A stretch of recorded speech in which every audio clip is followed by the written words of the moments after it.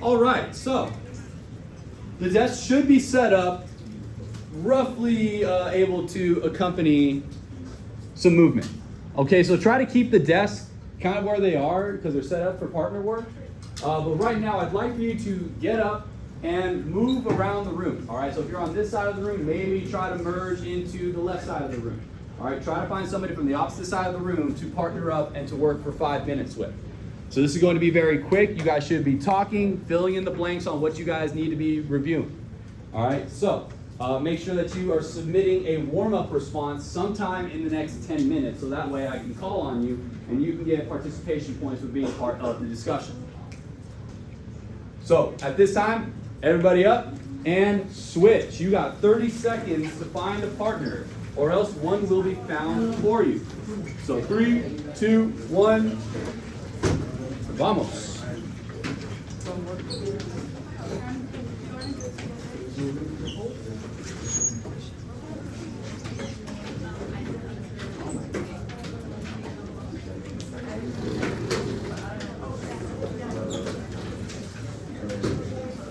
You guys got 15 seconds to find a partner and to settle in. Remember, you should be facing one another. You shouldn't be looking into the back of someone's head. We have an even number of people who does not have a partner right now. Raise your hand. All right. Ivan, Alex, you guys are good. Is there anybody else that does not have a partner? Alex G is looking for one. Alex, would you like to partner up with the other Alex and Ivan? Yeah? Sound good? Okay. So, what was that? So we are working on assignment 1 and 2. So you should have your TCI that we worked on last week with a partner, and also the warm-up activity. All right, so that's what we are. I know you came in a little bit late, but right now you're working with your partner to fill in the blanks on that activity, because we should have some information already put in. So you three get together and figure out how you guys can bring Alex back into the fold. All right, so remember, we are not watching the videos anymore. The video should have been taken care of in the first 15 minutes of class. So I want to hear your voices. But again, remember that there are like 35, 36 of you in here. So you need to make sure your voice is not traveling across the room. Keep that to an A-B conversation. All right, so you guys got 5 minutes starting now. So you guys got to talk, see what questions you may be lacking on some details. Remember, this is to beef up your response.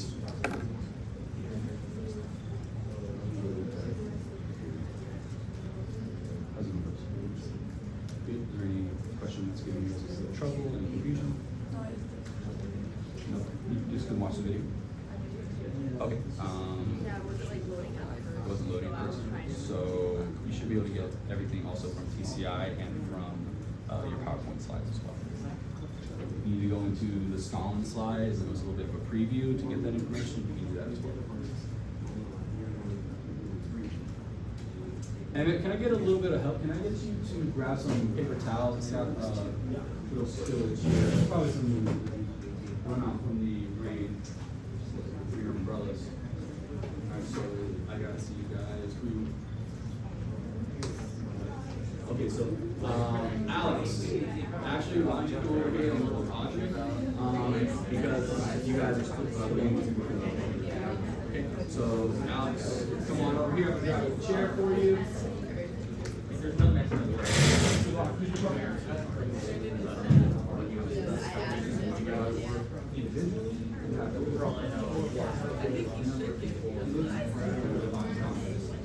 So on the next rotation, actually, is there anybody that does not have a partner still? Why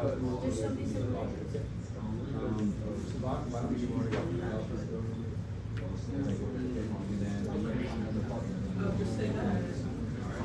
So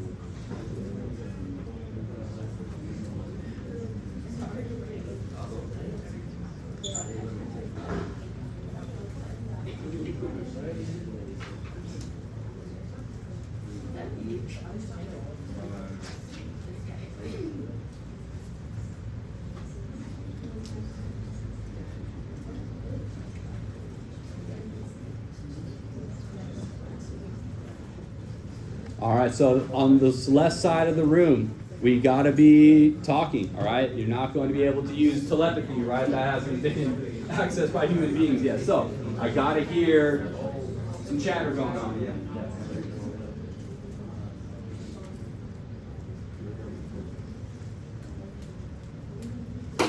Always goes back to, I always remember the video that Ms. Benitez showed us last year. The apes together strong, apes alone weak.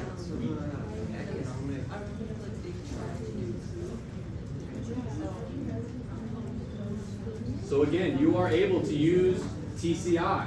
You're able to use the videos that you can access on your computer. You're able to use your PowerPoint presentation that has the video links in there as well. Those should be accessible. Should have had those cleared. So if you are stuck, you got to think, how can I get myself unstuck? Talk to your partner or go and look at the avenue of resources you have available to you. That's your problem.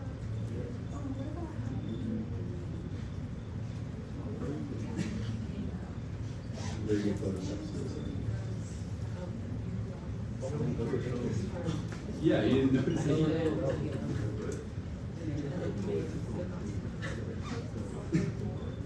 That's pretty good. I remember doing a photo project when I was in high school where there was like, I was on a stairwell on campus and there was like 20 of me just like kind of littered around in different positions. I'm assuming you got that done in photo class or?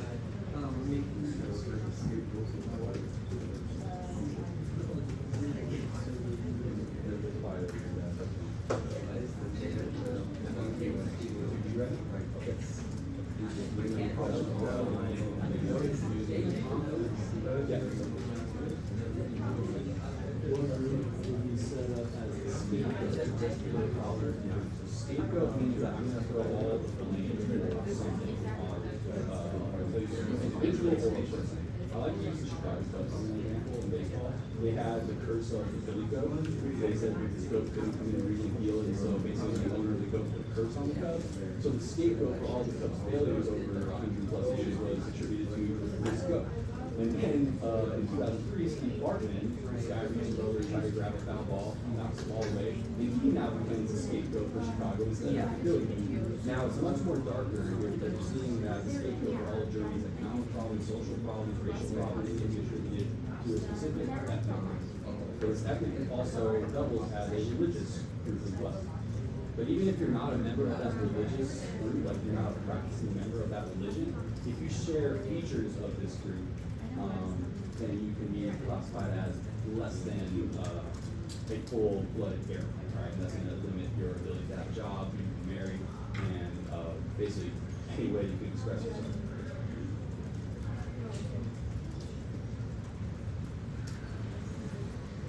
How's it going?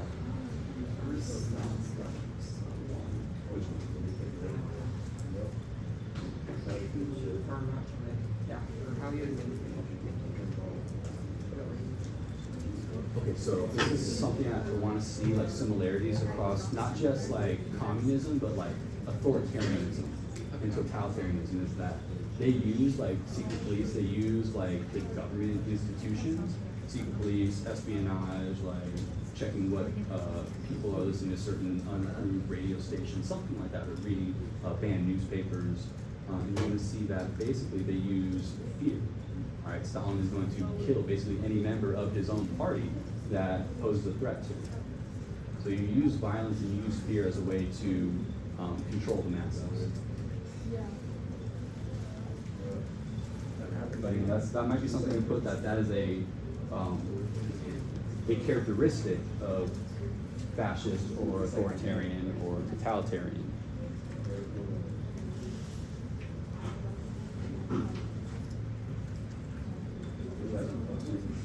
Are we on part 2 or part 1? Part 2. Have you finished part 1? So if I call on you for 1 month, you got the response ready to go? Okay. for this one, the one with the video. Yeah.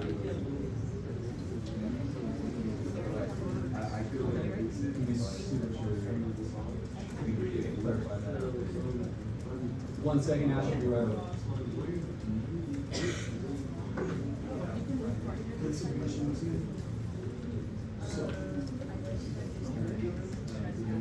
So fascism is a response to what revolutionary movement we've already seen. Communism. So communism, you're going to see total elimination of private property, private business, the ability of personal private citizens to own capital. Right? That capital now belongs to masses, belongs to everybody. Theoretically. So you're going to see that basically Mussolini says, hey, we saw what happened over in Russia, the communist revolution, and now their society is completely shifted. They're going to use that fear of change to prevent or to influence people to vote for the opposite views. So whereas, yes, so they'll support private industry, they partner with them to create a system of economic classes. Remember, communism is a classless society, or a singular class. Everybody is theoretically economic equals. Fascism, they want somebody to look down on. Right? That's part of the system, is that there are some people who are deemed to be more superior, better inherently in society.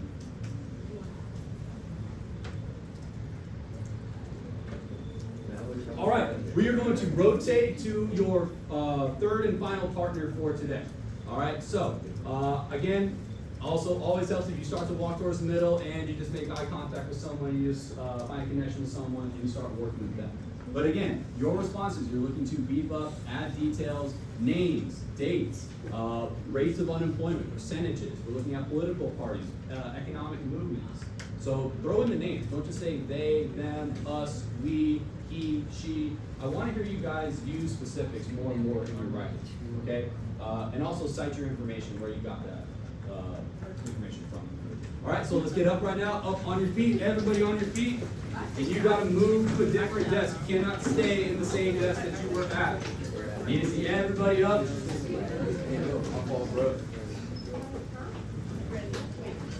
Walk around. Find somebody to partner up with. And then we'll have 5 more minutes, 5 final minutes.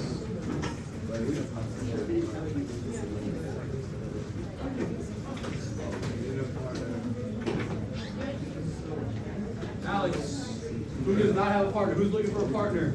Raise your hand. Alex, let's get in there, socialize. If you don't have a partner, raise your hand until you find a partner. Walk around like the Statue of Liberty with your hand up. Find a partner. You want to put your hand down? Find somebody to work with. There we go.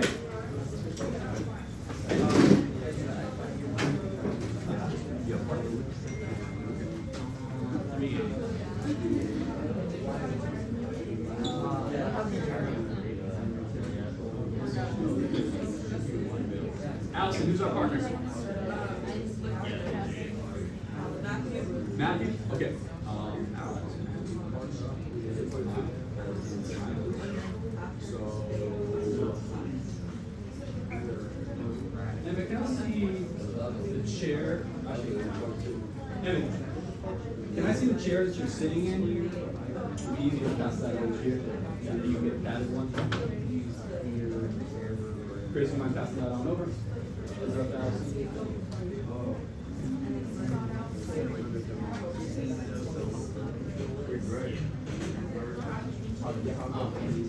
Yeah, sure. There you go. So if you are finished with TCI Part 1 and you're ready to move into Part 2, you should have 1 and 2 completed. So don't move into Part 2 if you have not finished up with the warm-up for today. Again, that is a new assignment. We're getting introed into life in the Soviet Union under Stalin.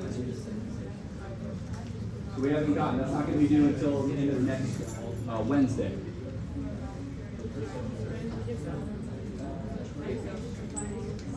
How's it going?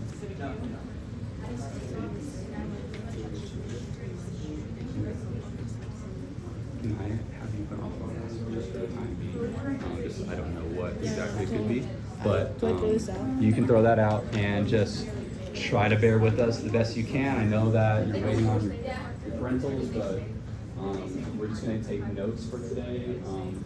Alex, why don't I have you partner up with Elizabeth right here? You guys are working to, so whatever you have right now, make sure you catch her up to speed because she's been out to start the period. Okay? So you two can go sit back in that corner. There's 2 open desks over on that side. So you're kind of going to your original spot.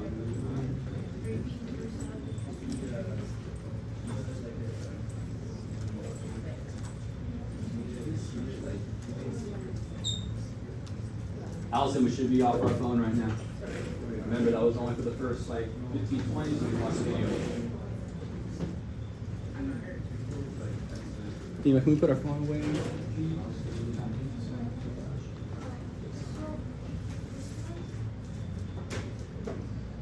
Part 1.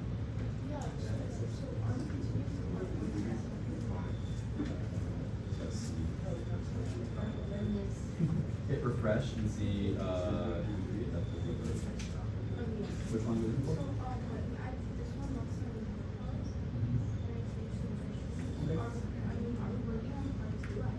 Yeah, if you're done with that and you're done with the warm-up indicators in Europe, then you move into part 2.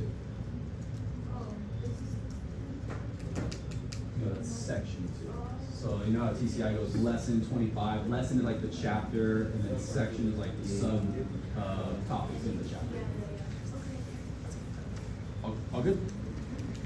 So are we still doing the warm-up? Yes, you should do the warm-up because we're gonna just kind of run through and recap some of that information.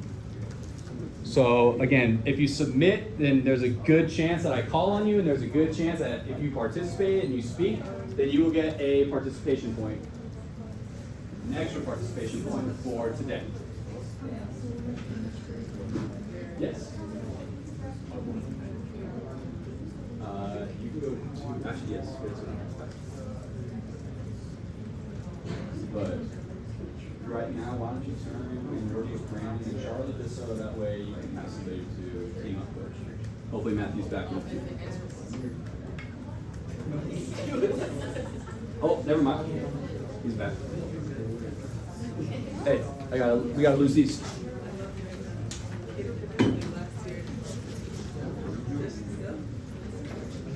All right, you should have around, let's say, 3 more minutes. 3 more minutes to collaborate and to fill in some gaps that you may have in your own work. Also, I'd like for you, if you're finishing up with TCI, I'd like for you to just kind of put a comment who you partnered up with, who you collaborated with today in order to get these answers. So just list the names of the people that you worked with. With part 1, you should be finished. We did that in the previous class meeting. We've had time today. So that should be done. All right, that should have helped you to answer some of those warm-up questions.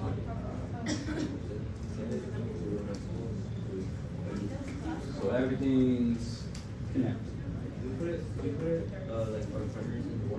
No, you can put them in the warm-up, but I want you to put it onto your TCI document that you're submitting. If you want to put them in the private comment for the warm-up, feel free to as well.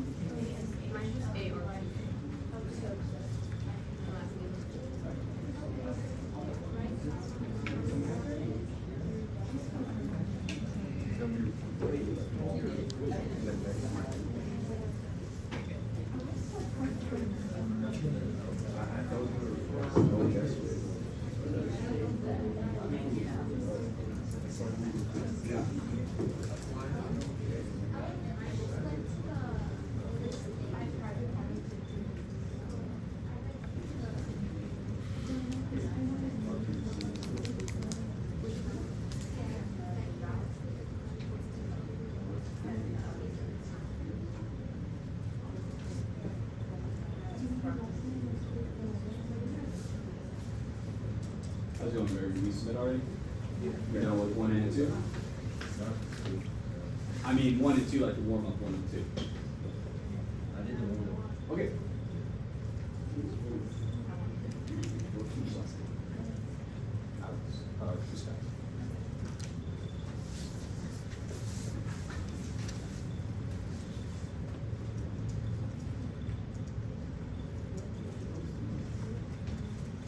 All right. So you got about 1 minute to wrap up. Get whatever you have in your head onto the sheet. You can edit. You do not have whatever you turn in, air quotes, turn in right now. You can go back and you can edit after the fact. So I want to see what you have so far, what we've been able to get done so far for our warm-up activity. So the warm-up, the question response that you're submitting on Google Classroom, even if you're not done right now, submit. If you're not done, just remember that you got to go back and check on that. So let's start to get everybody to angle towards the big board. You do not need to move quite back into the rows yet. Just make sure that you can see the board up in front. All right, so make sure you have your warm-up out in front of you. And we're just gonna run through the list here. Again, why did I put this in 1A, 1B, 2A, 2B, 3A, 3B? What is this preparing you guys for? How does this structure come around once again? It's the response questions on the test. So if you are getting like a preview of what a test question could look like, where might you want to put this information once you have finalized everything? What do we get to use on our assessments? You create it, you guys get to access and get to reap the benefits of it. Cornell notes, right? So know that we are trying to directly prepare you because I want to see some of these connections being a little bit more tightly drawn, or at least easy for me to identify. So 1A, all right, let's get into 1A right now. What political party did Benito Mussolini live? It's the name of the overall movement, but it originates with Mussolini. What is the name of Mussolini's movement? I'll take volunteers before I go to just the random pool of responses that have been submitted. Ash?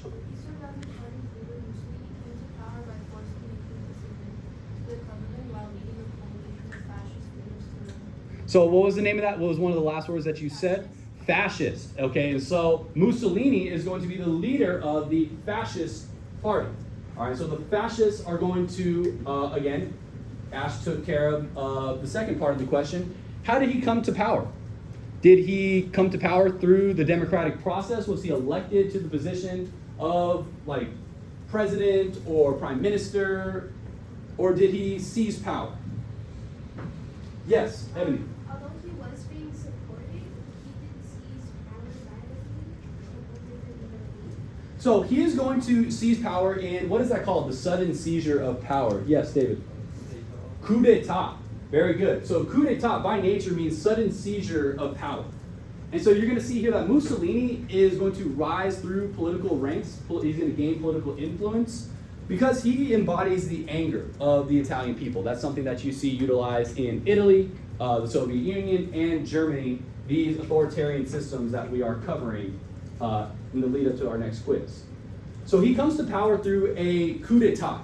What is the name of Mussolini's followers? The black shirts. Very good, the black shirts. So we have a Big 12 football alum with us right now. What is the name of Nebraska's starting defense, Mr. Gonzalez? Black shirts. The black shirts. All right, so you got a little bit of a connection there. So if you're a football fan, think black shirts, think Mussolini, think Nebraska Cornhuskers for the 1990s under Tom Osborne. But coming into the leader of the black shirts, he's going to storm the Roman capital, storm the Italian capital. And the king is going to give power over because he fears what happening to him. What has happened in England with a monarch that refuses to give up power? What has happened in France with monarchs that refuse to give up power? What's happened in Russia as well? Ebony. They get executed or assassinated. All right, and so the king of Italy says, I've seen how this one plays out before. I'm getting out. I'm getting out of Dodge. So going into 1B, what does duce mean? What does il duce mean? Charlie. Duce means the leader. And whereby we see a similar nickname or a title for the leader, a fascist leader that we've already covered. David? Yeah, I see the wheels turning right now. Not sure. Brandon? Another fascist leader. He's not going to go by the dictator. He goes by Mussolini is Il Duce, but there's another. Hitler. Hitler. Hitler goes by what title? Chris. The Führer of the Nazis. All right, so that means the unquestioned supreme leader of the Nazi Party. And again, what does Nazi stand for? National, that kind of dirty word that gets thrown around. National Socialist German Workers' Party.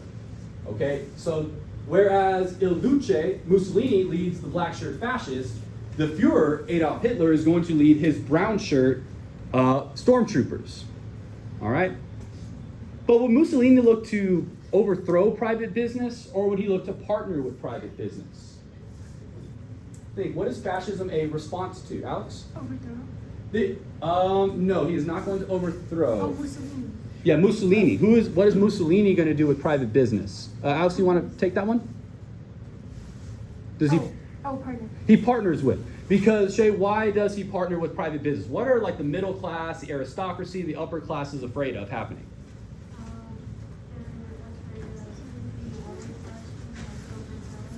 I'm sorry, can you repeat that a little bit? No, you said the right thing. I just want you to just speak it up a little bit louder. They're afraid of the lower classes, the peasant classes, overthrowing them. And where have we seen this before in a previous section? What is the name of the revolution where you see power being concentrated into the hands of the workers rather than private owners of business or industrialists? The answer is B. Alex? I thought you had a response when you turned around and you might have one. Think back to one of the titles of our last quiz. Not title, but one of the sections in our last quiz. Nicole?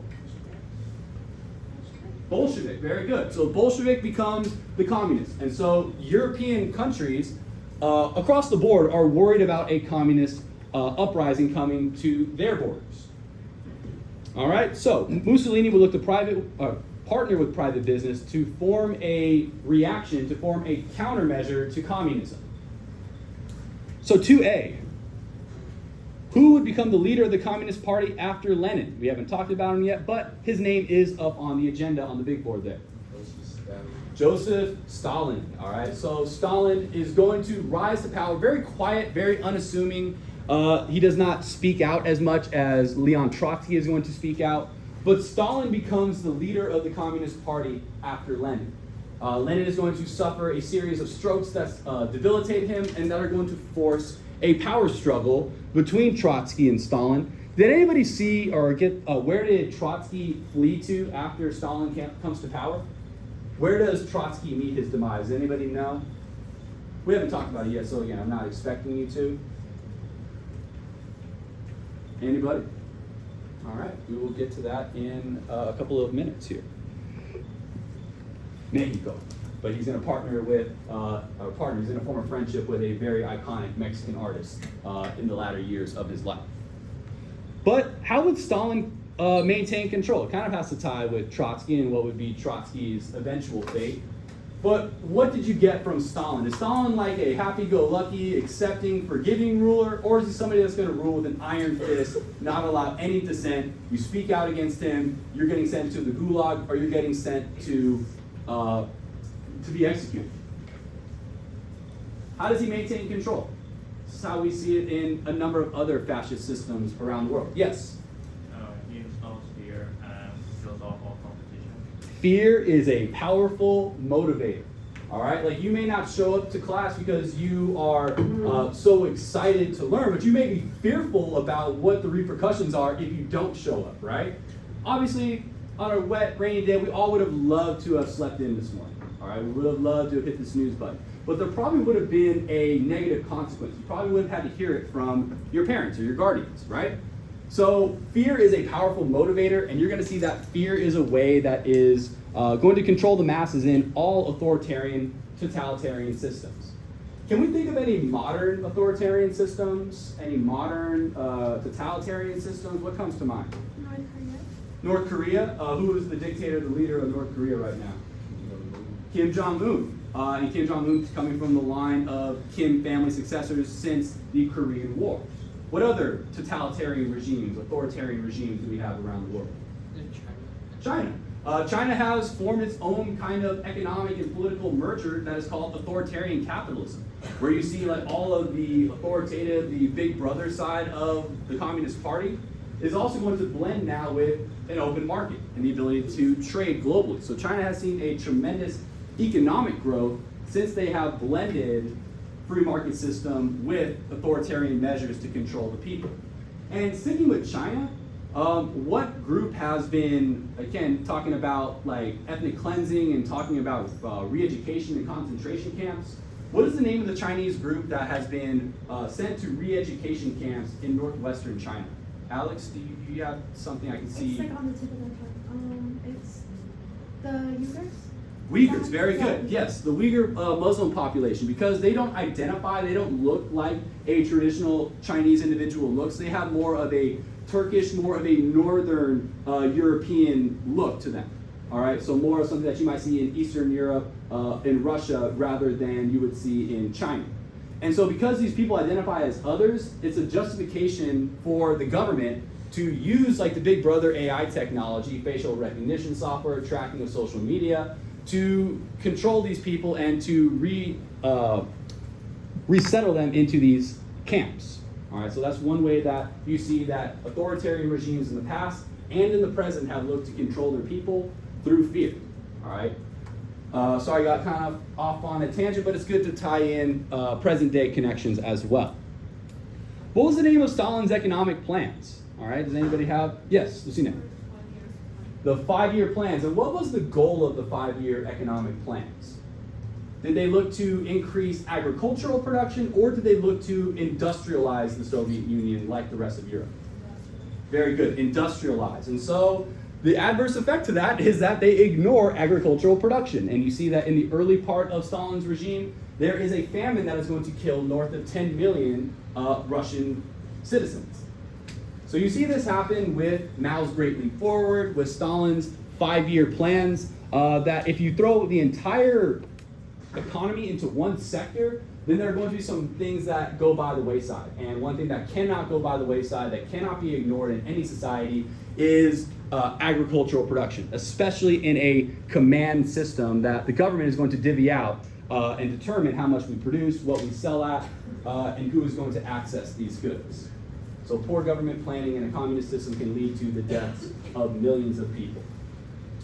Would this plan be similar or different to Mussolini's? So very quickly, is communism similar economically to fascism or different? Art? You know, are they similar or different? Fascism and communism.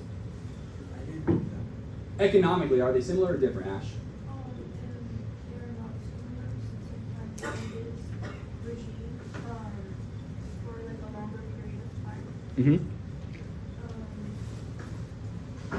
So fascism is a reaction to, again, the Bolshevik Revolution. So economically speaking, fascism looks to partner with private business owners, private landowners, whereas communism looks to take power away from them. How many of you have ever seen Dark Knight Rises, the Batman movie with starring Bane, I think Tom Hardy is the clothing brand. Tom Hardy as Bane.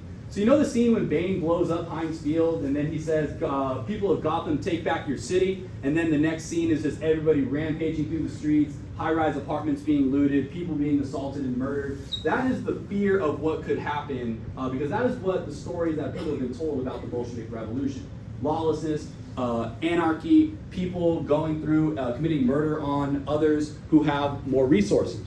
Okay, so it's the fear of the system coming in that draws people to fascism. Okay, and then 3A, 3B. How would the Nazis gain power in Germany? Through democracy or through violence? Gagik, how would the Nazis gain power? Democracy, right? Hitler is going to be elected to the Reichstag. He's going to be a member of German parliament. We're going to take a look at Hitler's memento, his box commemorating his time in German parliament that is still present in the Reichstag. And we're also going to look at the box of some German representatives who would lose their lives challenging Adolf Hitler's regime. Take this. So the Nazis gained power through the democratic process. Hitler wins. What does anybody have? What percentage of the vote Hitler wins, or just a rough estimate? Ivan? 43.5. You say 43 or 33? 43. It is 33. All right, so you're close, but just make sure you put 33% of the vote is going to be won by the Nazis. So you're on the right track. But you are going to see that they only go through the democratic process because violent measures did not work. We talked about this in Hitler's beer hall putsch. You can still go to the beer hall in Munich, in which Hitler tried to overthrow the Bavarian Free State. But you're going to see that Hitler tries to overthrow the government by violent measures. He is then arrested, and he says, if I can't destroy them from the outside, I'm going to destroy them from within. So what analogy did I use? It's like what animal entering into the hen house? The wolf. So the wolf tried to destroy the system from the outside. Now, for some reason, they have allowed the wolf to walk into the hen house, and he will destroy the system from within. All right, so Hitler comes into power via the democratic process. He did not seize power like Mussolini. And what group would be the scapegoat for the problems facing Germany? We'll talk more about them today. Gregory? The Jewish people. And so the Jewish people are going to be singled out as the cause of the problems in Germany, economically, socially, racially. And so it is the stated goal of Hitler in what book that Jewish people need to be removed from German society in order to make Lebensraum, living space. What does he say in Mein Kampf in relation to the Jewish people? Anybody? Basically, you will not be considered a German if you are of Jewish ancestry. So that is why you see once Hitler comes into power, he enacts the Nuremberg laws. The Nuremberg laws segregate Jewish people from Aryan Germans, preventing them from owning businesses, preventing them from marrying and having children with Aryans. And you're going to see that basically the Jews endure a social death before you're going to see their physical death come with the Holocaust. So you're making it more socially acceptable to persecute people before you eventually remove them from your society. What group does Hitler cite as an example to how to launch this genocide? We talked about this, if you remember, going back to a specific genocide that we covered, going back to the World War I era. Hitler says that nobody speaks of the treatment of these people anymore, 30 years down the road, so I can treat the Jewish people with the same type of treatment, same kind of inhumanity. Was it like the Jim Crow laws? That's the inspiration for the Nuremberg laws, the segregation laws that are going to bar Jews from certain industries and strip their citizenship. But you are correct. Hitler does take inspiration from our Jim Crow segregation for the way to segregate Jewish people. But it is the Armenian genocide that Hitler cites as inspiration for how you can systematically, slowly chip away at these people's status in society, how you can turn their neighbors against them, and how you can eventually remove them entirely from your culture and force them from their home. Remember, a big part of where many people died in the Armenian genocide is the forced migration, the long march across the desert without any kind of resource. You're going to see that the Jewish people would be rounded up into ghettos, shipped off to concentration camps, eventually going to the larger industrial death camps. So Hitler cites the treatment of the Armenians, the forcing them from their homes, removing them from their homelands, and denying them the bare necessities to life. All right, so you're also trying to break the will of the human spirit alongside with this. So let's move on into our Cornell notes right now. Thank you very much for everybody for participating. I didn't really have to dig too deep to get volunteers. Love that. All right, let's continue on that path.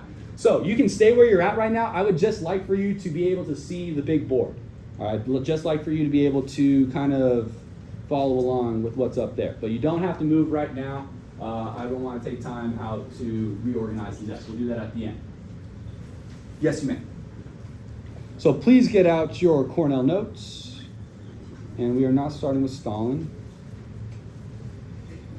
We are going to be starting with the last few slides of our fascism in Europe. Okay, that's fine. As long as it's not lost.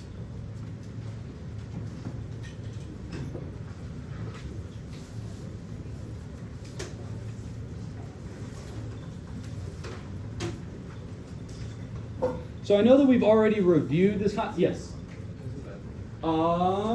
Yes, you may. Here, come take this hall pass. And hurry back.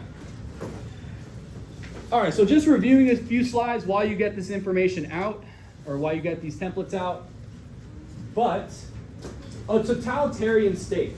I want you to think of totalitarian and authoritarian in the same light, in the same breath as one another. So one way that I like to think of it is that in a totalitarian state, the government has total authority or total control over your life.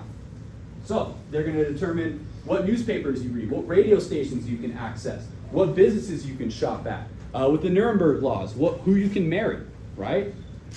Who can be considered a citizen, who can be rise to the position of like a doctor or a lawyer or a teacher. So in a totalitarian or authoritarian system, the government has total control or total authority over the lives of its citizens. And you're going to see that part of a totalitarian state, a totalitarian nation, is using fear to control the masses. So how do authoritarian, totalitarian leaders use the government to limit opposition, dissent? Our top learning focus target of the day? Fear. Fear is a powerful motivator. The SS is going to put fear into the hearts of and minds of Hitler's political enemies. The SS is going to arrest and murder a number of Hitler's enemies. And you would see that the Gestapo, the secret police, terrorized citizens to obey. So I'm going to pull up right now some clips from the Topography of Terror Museum in Munich, once I can get them up on my screen.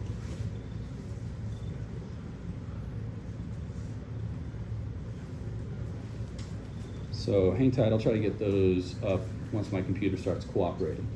But using a terror apparatus, all right, you can, if you ever go and visit Germany, I highly recommend that you check out the Topography of Terror Museum. And one of the things that I mentioned before in this class about Germany, one thing that they do well is reconciling with their past. So any museum, any like publicly funded museum is going to allow you to have free entry. They ask for a small donation if you can spare to part ways with a few bucks or a few euros.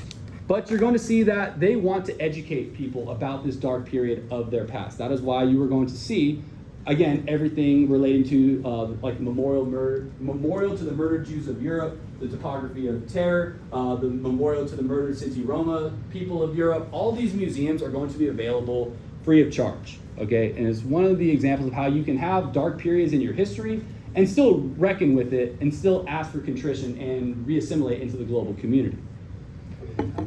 So I'm having a tough time with my photos loading up right now, so I'm going to continue on with the PowerPoint. It looks like I'm having some internet issues at large.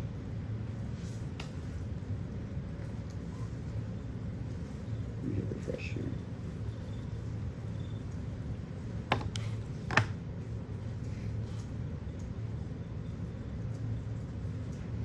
All right, so it's not, oh, there we go. I guess I'll show the photos at the end of the period, but I'm having some issues right now.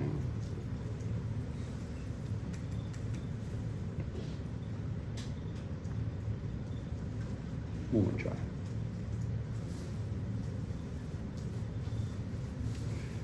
No worry, it looks like it's just crossing out or not showing me the photos. Oh, that's not what you want to see.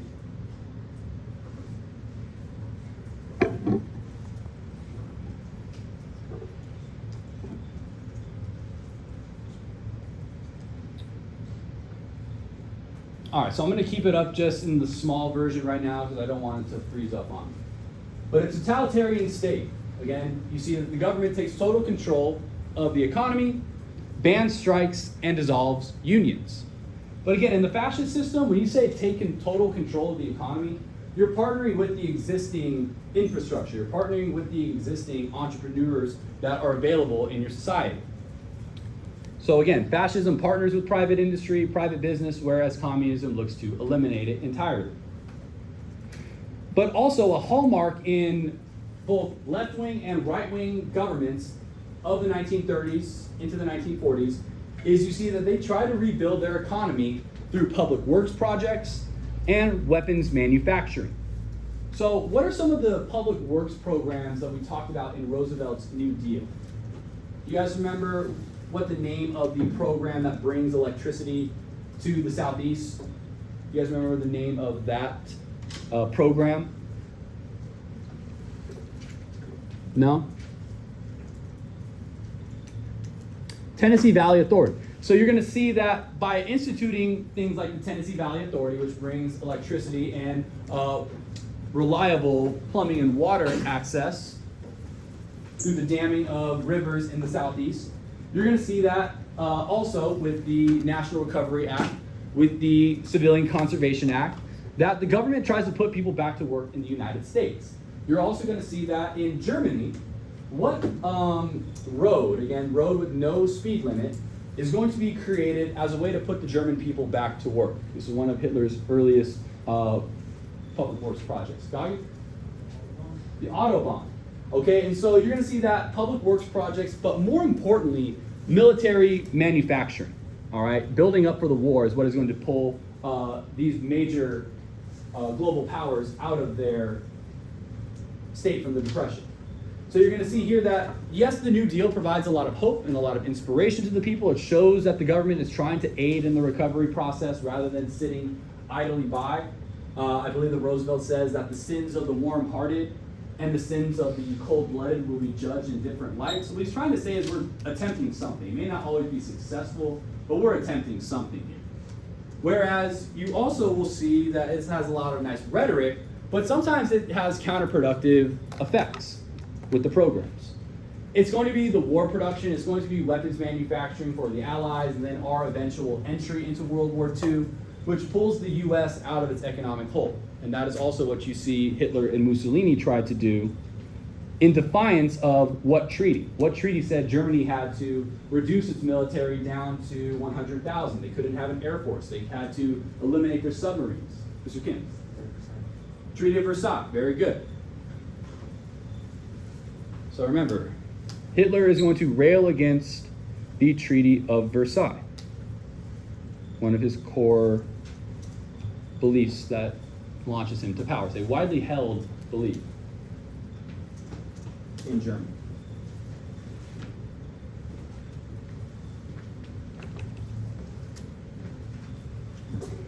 So we also have censorship. Again, the controlling of the narrative, controlling where people access their information from. So again, almost every single authoritarian regime is going to limit the access to information of its people. We talked about China being a modern authoritarian state. How does China control the media nowadays? Or what websites are currently banned in China? Allison? Oh, I don't know. You look like you were getting something going. TikTok? TikTok has not been banned by the Chinese government. TikTok is a Chinese company. And so pretty much any company that is able to operate in the People's Republic probably at some point has to partner and has to abide by regulations and oversight of the Communist Party. Ivan? I heard that like a few months ago they banned people from sharing photos and stuff like that. Right, because what was going on? We talked about the protest movement. What was the Chinese protest movement a few months back in opposition to? What were they really angry and upset about? What was China's policy regarding COVID-19? Were they going to try to live with it a few months back, or were they trying to eliminate it completely? Were they trying to live with it or eliminate it? Alex? Eliminate? They wanted to eliminate it completely, all right? And you're going to see that that is almost impossible at this point because China also doesn't have a widespread availability to vaccinations. But you're also seeing that China wanted to maintain its zero COVID policy, and as a result, its economy is going to suffer. People aren't able to work. People are sometimes restricted to their homes in these very draconian, very restrictive, tight lockdowns. So they've, again, like Ivan talked about, limited the sharing of photos, the sharing of videos, so that way this movement can't spread via social media, like the Arab Spring that we saw pop up during the early 2010s. But you see that totalitarian regimes use the media for their propaganda. So artwork, film, literature. Art, come grab this before you head out. Art? Oh, wait, you're going around the long way. Everything must pass approval of Joseph Goebbels, the Minister of Propaganda, and other Nazi Party officials. So non-conforming books would be burned. We saw the image of the empty bookshelf in Berlin to commemorate one of the sites of a book burning. And also we have the Hitler Youth, which would indoctrinate children to Nazi ideas. Is the Hitler Youth just going to be in Germany, or does it have its tentacles extended out abroad? Gregory, what do you say? There was one in Glendale Lake here. Yeah, there was one right down the road at what is now La Crescenta Park, Regional Park. All right, what was the name of that park? Did you guys catch that? What was the name of the former name of La Crescenta Regional Park? Think of like the massive blimp that blows up. The humanity. Not Heisenberg. That is. It's close. You're very close. You're a few syllables or a few vowels off. Hindenburg. All right, Hindenburg. All right, after von Hindenburg, the Chancellor of Germany prior to Adolf Hitler. So Hindenburg Park, now Crescenta Valley Regional Park, is going to be the site of a Hitler Youth outpost. And also you see that this creates a generational struggle between younger Germans who have only seen their country in disarray, I should say. What movie highlights the struggle between the younger German generation that is very much looking up to Hitler like this young man is, like a god, and the older parent generation that opposes him? Jojo Rabbit. Jojo Rabbit, very good. So Jojo Rabbit shows that struggle. And what is going to be, again, we talk about terror. What happens to the mother? Hate to spoil the plot for some people, but it's been years now. What happens to the mother for opposing the Nazi regime? She gets hung. She gets executed, right? She gets hung. And is it done in private? Does it look like a suicide in her home? Or is it done, where is it done? It's done in like the middle of the courtyard. Done in the middle of the public courtyard as a sign to say, hey, if you are going to oppose us, this is what your fate will be. Okay? So also you're influenced by the ideas of social Darwinism. Darwin meant to define this in more of an animal nature sense. Hitler uses it to justify the notion of Aryan supremacy. But now we're getting into German anti-Semitism. So we're now talking about the disenfranchising, the social and economic death of the Jewish people that precedes their physical death. So anti-Semitism means a hatred of the Jewish people. And the Nazis, Hitler specifically, uses the Jewish people as scapegoats, blaming them for Germany's loss in World War I, blaming them for the surrender, again, the belief that politicians have given up on them. Hitler blames them for the muddling of racial superiority or racial purity of the Aryan people. And he also believes that there is a global conspiracy that is going to say that Jewish people are trying to rid Aryans from the earth.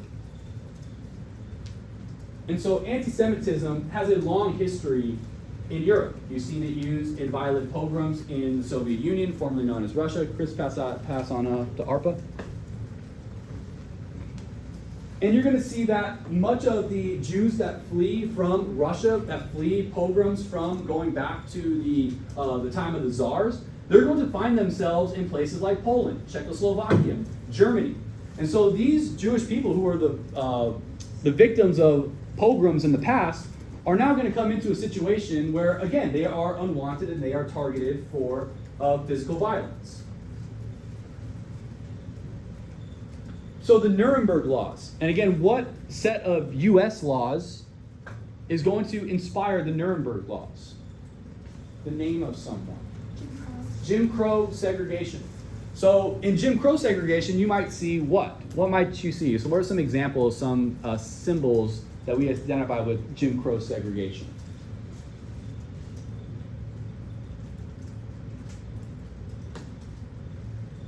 I know we haven't gotten into U.S. history, but I'm sure you guys have seen some examples of American segregation, correct, Nicole? Goes back to the idea of separate, yet equal, even though it oftentimes is not going to be equal. Whites only. Whites only. Whites only. So whites only movie theaters, whites only pools, Okay, certain sections in theaters would be considered to be blacks only. All right, and you're going to see that Hitler uses this as inspiration for a way to disenfranchise and to have a social death inflicted on these people. So the Nuremberg Law stripped Jews of their rights as German citizens. You could have been born, raised, educated, and work in Germany for your entire life. But now if you have any trace of Jewish ancestry, your rights as a German citizen have been taken from you.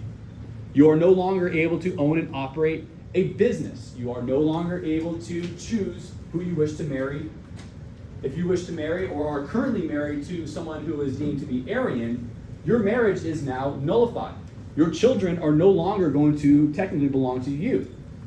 And so you're going to see that the Nuremberg laws give the Jewish people the social debt. It makes it socially acceptable for the German public to discriminate against them, to target them out for persecution. There is going to be a French Jewish man who is going to see what is going on in Nazi Germany, and he cannot stand it. All right, he is going to go to the German consulate. He's going to go to the German consulate, which is basically like if you ever get into trouble, if you ever get into, like you lose your passport or you ever get into any legal hot water. Hopefully you never have to undergo that. But if you do ever get into that position, you should know where you need to go. You need to get to an embassy or you need to get to a consulate. A representative for our government will be there. And so you're going to see that this man, this Jewish French citizen, walks into the German consulate and he shoots and kills a German official, all right, a member of the Nazi Party. And so this is going to give Hitler the door opening to engage in widespread violence against the Jews. And so he makes an address to the people, and he is going to signal in the night of broken glass, Kristallnacht, that basically you can go and ransack and loot Jewish businesses, you can destroy Jewish synagogues, you can destroy Jewish homes, and you can physically assault and murder Jewish individuals. And it is Kristallnacht that symbolizes that we need to get out of Dodge, and we need to do so now. People like Einstein, people like Thomas Mann, people like Fritz Lang are going to get out. Guys, really not the time, really not the topic to be snickering and be making light of this. There are certain topics that probably require a little bit more of a somber tone. So, Kristallnacht signals that it is no longer safe to be alive, to reside in Germany as a Jewish individual. And you're seeing that democracies are falling across Europe. Dictators are going to take over in Eastern Europe, Hungary, and Poland. The Hungarian democracy doesn't even last a full calendar year. The Polish democracy is going to fall in 1926. A decade later, the country itself, a little more than a decade later, 13 years later, it would fall to Germany and the Nazis. Monarchs take control in much of the Balkans, in Yugoslavia, Albania, Bulgaria, and Romania. And there would be one singular democracy left in Eastern Europe by 1935, Czechoslovakia. Although Hitler also has Czechoslovakia targeted for one of his earliest conquests. So that is it for today. I'm going to leave this up to a class vote on how we want to finish things out for the period. All right, so we have like right around 20 minutes left. Would you guys like to continue working with your partner to work on the summary right? Or would you like to partner up, stay with your partner, stay where you're at, or would you like to watch an ed puzzle to finish up the day? So you guys have been very good about participating in the discussion and again, collaborating during our warm-up activity. So I'm putting it up to a class vote. Raise your hand if you would like to watch the ed puzzle on the rise of dictators to finish off the last 20 minutes. Raise your hand if you would like to get some time to work on your summary right. We will have time in class for both of these. Whatever we don't do, we will kick off our warm-up activity next week. So the ed puzzle voters have it. I'm going to get that started for us. So right now, start to finalize what you got going with the focus questions and the Cornell notes, except for the summary. So I'm going to post this ed puzzle in just a few moments here. So we'll get time in class to do the summary, right? What's up? We'll get time in class to do the Yes, we're going to get time in class on Monday, most likely, to finish that up.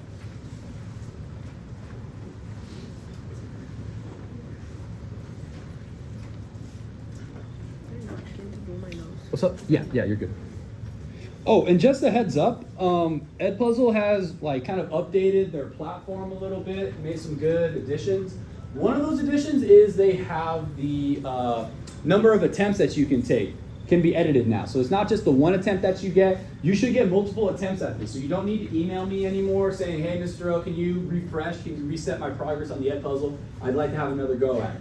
So I'm going to give you 2 attempts to try to get as many points possible. You should be getting 4 to 5 points every single time now with this new feature.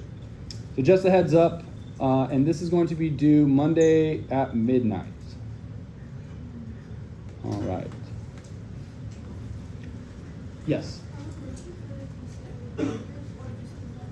TCI Part 2. Well, I'm not 100% sure on it yet. It's something that we will do next week because we still have to get into the Stalin section.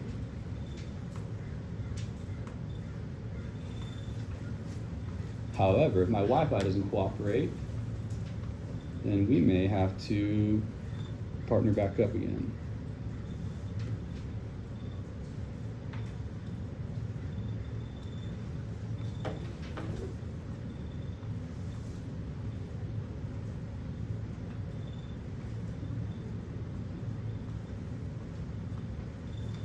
Let's see what we got here.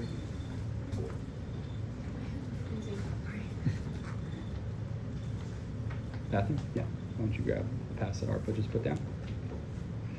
Okay, it doesn't look like this is going to cooperate with us. At least for the time being. So right now, unless something changes in the next few moments, are you guys able to watch the Edpuzzle on your own? Is it restricted? Sometimes the crash course videos are restricted. Can we get did it even post for you guys? No, it didn't even post. That's what we're stuck on. Is the Edpuzzle uploaded? It's like in the process of being uploaded. That's where it started to freeze on me when I started to click the sign. But for the time being, so we can get something out of this, and the Edpuzzle, we're not going to finish it today regardless. Let's get into our summary write-up right now. So let's just audible right now. I know that we wanted to watch the Edpuzzle, but sometimes the Wi-Fi doesn't cooperate. But we still got something to do. So right now, you can be working on your summary write-up. If you're somebody that has already completed your summary write-up, your option is to work on TCI Lesson 25 Part 2, which I don't believe hardly anybody has submitted. So you should have something to keep yourselves occupied in the last like 10 to 12 minutes. You know, it's everything. So let's start to at least get a head start on that, right? If we have everything, you have to be here, right? You can't leave 10 minutes further than you've done, so we might as well make a little bit of progress on it. Section 2, you're talking about TCI lesson part 2. I don't think it was last Friday. I think I posted it maybe earlier this week, or maybe even last night. Yeah, that was last week. Part 1 was last week. Part 2 should have been really started this week, but we didn't have time for it on SUS on Wednesday.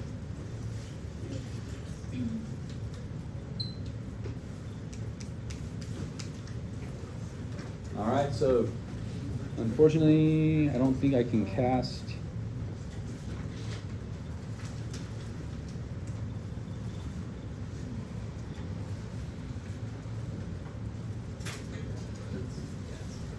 I think this posted a couple of months ago. Can you show me or bring your computer up to the podium?